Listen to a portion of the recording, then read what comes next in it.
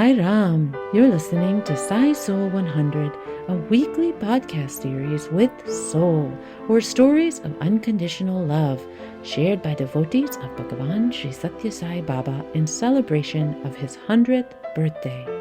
We invite you to listen in on these motivational stories of his constant loving presence in devotees' lives, offered at his lotus feet by the Sri Sathya Sai International Organization USA, Mid-Atlantic region.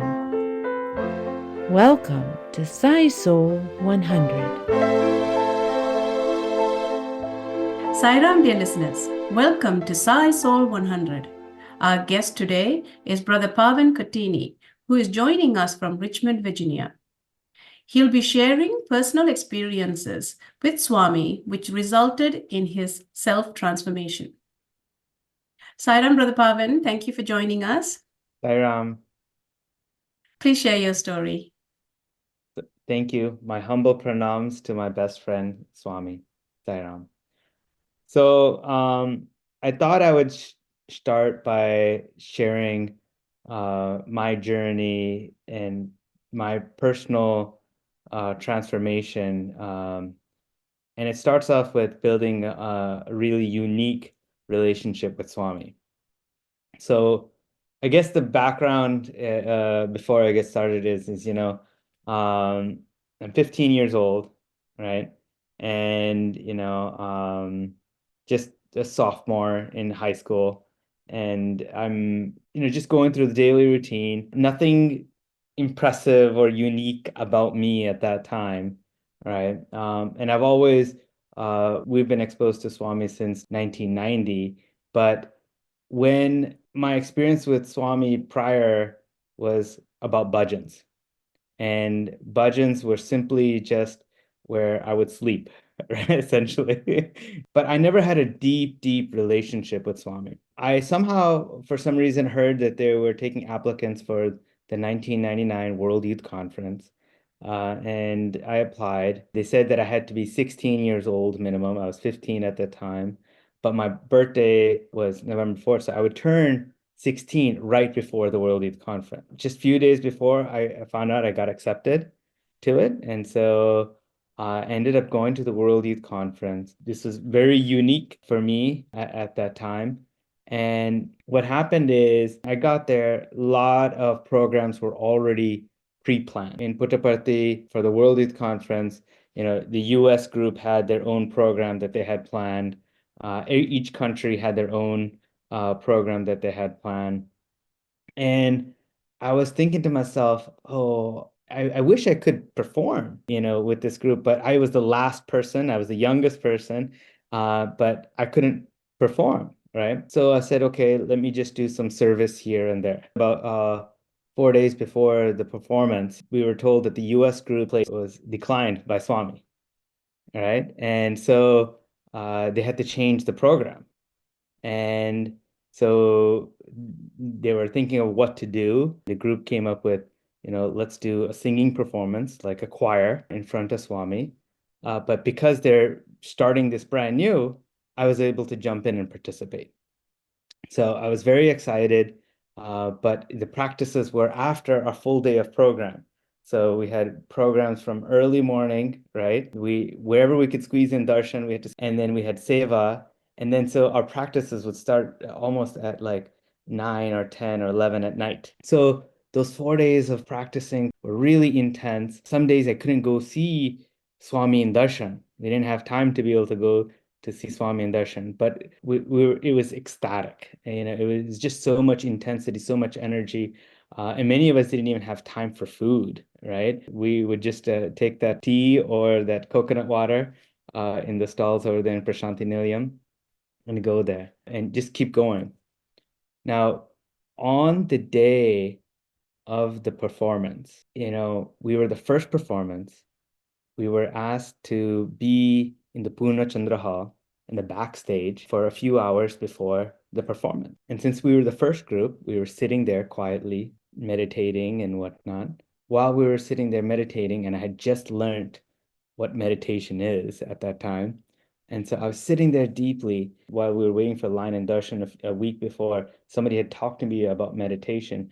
But if you just clear your mind, let everything go, and you just think about light, right? If you focus right here at the center of your forehead, then you can connect to Swami. So I thought, okay, this is a great time. We're all sitting here meditating. Let me practice that and try that out. Sitting there, and I'm intensely focusing at the middle of my forehead. And all of a sudden, I get this intense white light, so strong that, like, even though my eyes are closed, I feel like they're open and I'm just staring into a light, right? And so I open my eyes suddenly, and right before me is Swami, right? So Swami had come, and he had just come because his residence is right above the backstage of the Purnachandra Hall. And so he had come down and he had come and he looked down, smiled at me, and I was in shock because I'm thinking here that I'm just thinking of it's a light, and all of a sudden the light is actually Swami, right? Smiles, and then he continues on. He gives darshan to all of the people, the YAs that are over there. One of the YAs, he taps his head, and that gentleman couldn't stop laughing for the next hour and a half, right? And it was just so much, he was in pure bliss. But Swami would go. And then after a few minutes later, we would all be starting to meditate again. We're energized. Oh, Swami's actually coming here and checking on us. And we're all of a sudden, he would come again. And he came so many times. We got our lifetime worth of Pad Namaskars, more than, a dozen times of Pad Namaskars. Each time he came, I would pull out something for him to bless.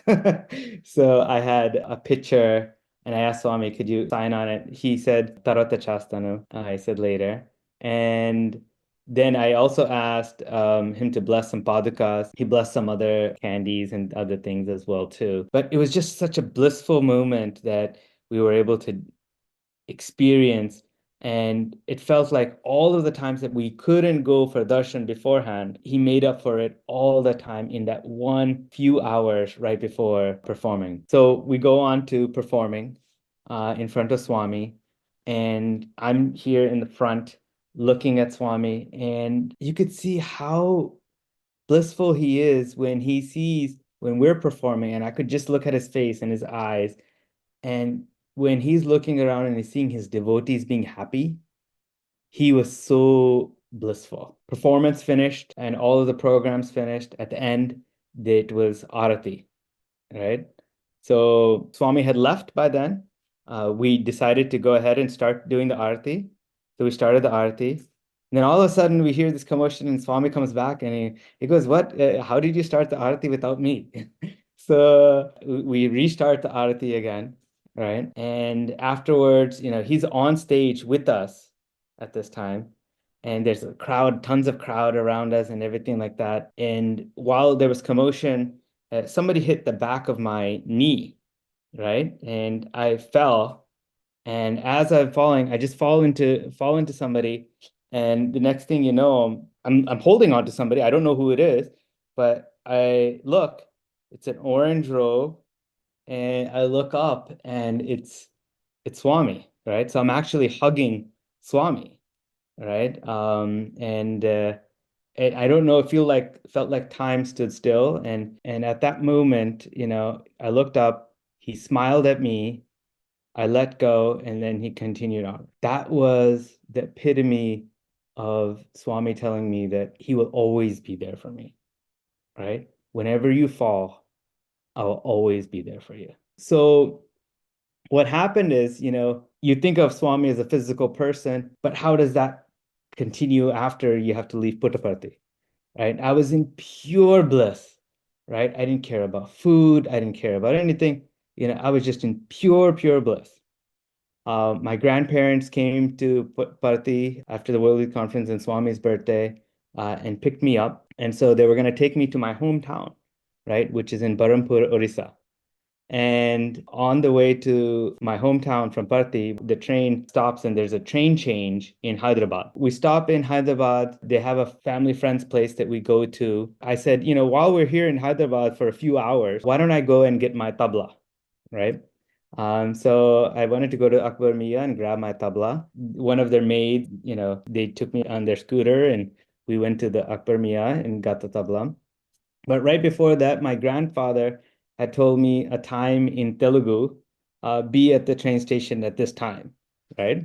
And I said, that's fine, that's fine.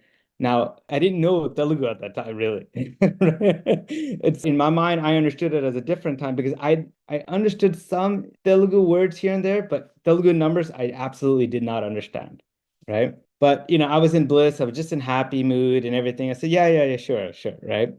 So I go grab my tabla, go to the train station. As we go to the train station, my grandparents are not there. So maid calls and he finds out that they've already left. He was saying that you got to get on the next train to catch up with them. And so he goes and helps me find another train that's going in the same direction. I don't even know where it's going. You have to understand, I'm pretty much raised here since I was 2 years old in US. Don't know any Telugu. The only thing I'm carrying with me is a tabla and the change that's left over, which is 10 rupees, right, with me, right? So I don't even have enough money to buy a ticket. All right, so I get on this train, it puts me into this AC compartment. There's nobody in that compartment, right? And I sit down in the middle and conductor comes, just tell him your situation and see if he'll take care of it. So I said, okay. Swami will take care, right? At that moment, I'm in bliss. I'm like, okay, Swami will take care. Don't worry. It's all good. Swami's taking care. And what happened is my grandparents had loaded the luggage. They're waiting for me just in case I come at the last minute so I can jump on the train and we can go, right? They waited for me. They waited for me. And then this was in 1999. And so it's not like everybody had cell phones and things like that at that time, right? But I don't have my backpack. I don't have anybody's numbers now because my backpack is with my grandparents. All my cash is with my grandparents, right? Nothing, I don't have anything else other than the tabla and the 10 rupees. I'm in this train compartment all by myself. And, all of a sudden, one person comes into the compartment and he comes and sits right next to me. And I look around like, this whole train is empty. Why is this guy sitting right next to me? We get started to talk a little bit. And he goes, he's a Sai devotee. He says, Sairam. I don't know how he knew I was at that time, but turns out he's a writer and he's a poet. And he actually wrote poems for Swami. And he goes, do you mind if I read those to you? And so throughout the whole train journey, he was reading his poetry and songs that he wrote for Swami, right? And it was just like as the Swami was sitting there reading and telling me lullabies. And it was just an amazing experience. I don't even remember the name of the gentleman or who he is, where. And then, this was in 99, and there was also at that time, there was the typhoon that had happened in the east coast of India. So the trains could not go past a certain part, right? And they said, well, if you want to go to Berhampur, you're going to have to probably take a bus. I got off the train. Somehow, I don't even know exactly how I got to the bus station, but I go to the bus station with my 10 rupees that I have left. I buy a fruity. It's been some time, but day and a half plus or so that I haven't had any food. And I buy a fruity and I'm asking the gentleman, by the way, do you know which is the bus that we're in Srikakulam at this time, right? The Srikakulam bus stand. And I ask him, do you know where the bus to Berhampur is? And the guy looks at me and goes, you see that bus that's going right now? That's the bus to Berhampur. So I start running. I catch onto the bus. Fruity is gone, right? It's just me and with the tabla. There's only one space on the bus, and that is the engine. So, where you sit on the engine. So I sit on the engine, and it's very awkward and uncomfortable for me. But suddenly, somebody comes to me and he goes, Sairam, again. Again, he says the word Sairam, and he goes, looks like this is new to you and uncomfortable for you.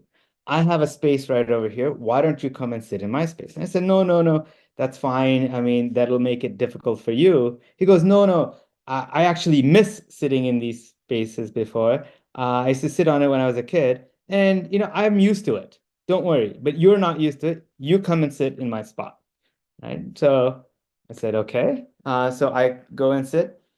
Now from Srikakulam, we come to the border of Orissa, right?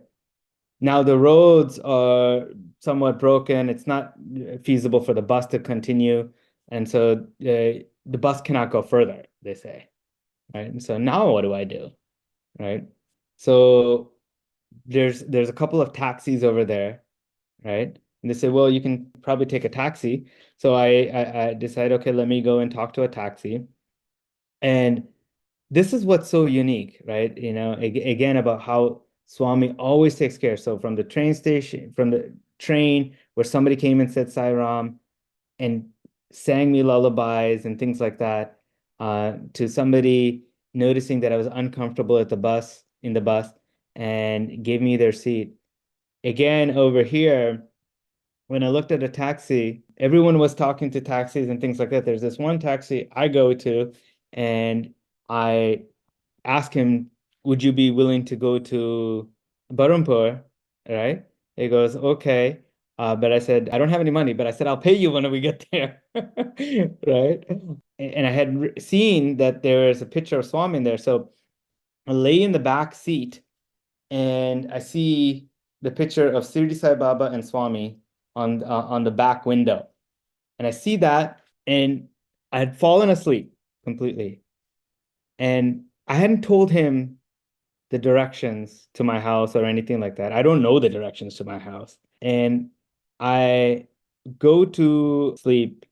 And next thing you know, he wakes me up. He goes, tell me the directions. Which house do we need to go to? Which street? I open my eyes, and before you know it, we're in front of my house. And my house is not, like at the front of Berhampur. And we're in the central part of Berhampur. And why, of all places, does he come and stop there and ask me for directions then to my house? It's mind-boggling. It's how Swami takes care. So my grandparents' house has a blue door. I walk into my grandparents' house. This is my father's side of my grandparents' house. They're all worried because it's been several days. I'm missing. There's no cell phone. There's no way to contact me, right? I'm not with that maid in Hyderabad. It was my mother's side of my grandparents that had come to pick me up from Parthi. They had closed all their factories. They had sent all the workforce with pictures to look out for me in all the bus stations, the train stations, everywhere throughout Berhampur and Andhra. They'd called the police, and they hadn't really actually told my parents that I was missing.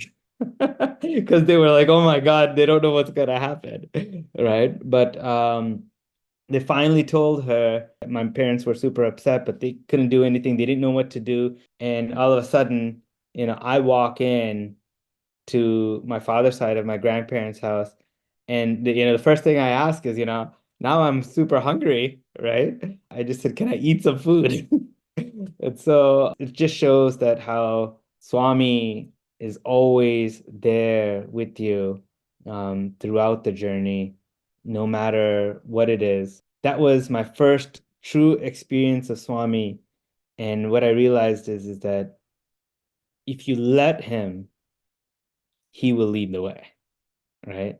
And so it was in a point of my time where it made me truly believe if Swami wants it, I'll do it, right? And everything from that moment onwards was if Swami wills it. So I was always testing Swami, hey, if I try this out, will you be there with me still? And Swami would always show up and he would always be there with me. So that's where I realized that Swami is truly our best friend if we let him, and he will continue to always take care of us. Sairam Pavan, what a beautiful, beautiful story. As a 16-year-old, such an impressionable age, for you to have this experience at that age is quite blessing in itself, for you to have that strong foundation to bring Swami into your life ever since then. I did want to ask you, though, if you did not misunderstand that timing and you got on the train with your grandparents, Yeah. the experience that you would have had would have been very different. Why do you think Swami made you miss that train? To sort of teach me everything he does is for our own good. no matter how bad it looks, it is for our own good, right? Every single experience is for our own good. And at that moment, sometimes we don't feel it, but if you truly believe in the fact that it's for our own good, and we let's say, okay, Swami, what am I supposed to learn from this, right? And I just surrender to you. Let me experience what you need me to experience, right? And so if it had gone perfectly, I absolutely would not have experienced that Swami was always with me, right? And so this was to prove he's always there with me, even when I'm not expecting. So whenever you fall, he will always be there for you. Yeah, and actually coming out of that, one of the most the favorite song that I love to sing is "In Every Moment of My Life." Anytime I feel down or anything like that, I sing that song to myself, and it's my connection to Swami. Thank you, Brother Paavan, for being with us and telling your beautiful, beautiful story. Thank you, Sairam. Sairam, dear listeners, thank you for listening to Sai Soul 100. If you'd like to receive notifications of upcoming Sai Soul 100 stories, please subscribe to Sai Soul 100 channel and click on the bell. Thank you for listening to Sai Soul 100 with Brother Paavan Kotini. I'm Prabha Swaminathan. Until next time, Jai Sairam.